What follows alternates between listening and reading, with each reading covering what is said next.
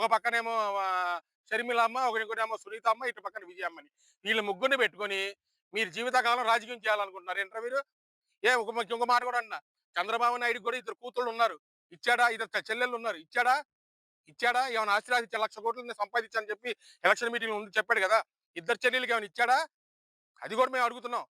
నువ్వు ఒకళ్ళ గురించి మాట్లాడడం కాదు. నీ యొక్క తప్పులు తెలుసుకోండి ముందు.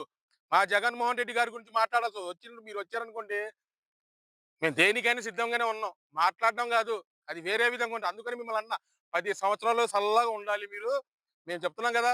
ఆరోగ్యవంతులుగా ఉండాలా. అంతేగాని మీరు ఇష్టం వచ్చినట్టు జగన్మోహన్ రెడ్డిని వాడు, వీడు, గీడు అంటే బట్టలు చినిగిపోతాయి ఒక్కొక్కడికి. మీరు అనుకుంటున్నారేమో. ఇప్పటిదాకా మేము బయటికి రాము. బయటికి వచ్చేటట్టు చేస్తున్నారు ఇంకా.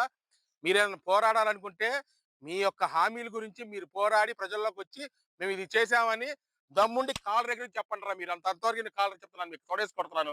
మా నాయకుడు చేశాడని మేము చెప్తున్నాం ఈరోజు తోడేసుకుని. మీ నాయకుడు చేశాడా? చేస్తే రండి. 22 నెలలు అయిపోయింది ప్రభుత్వం వచ్చి. ఒక్క హామీ కూడా నిలబెట్టలేని దద్దమ్మ ప్రభుత్వం. నువ్వు మా జగన్మోహన్ రెడ్డి గారి గురించి మాట్లాడేవాడు. అంతలో నువ్వు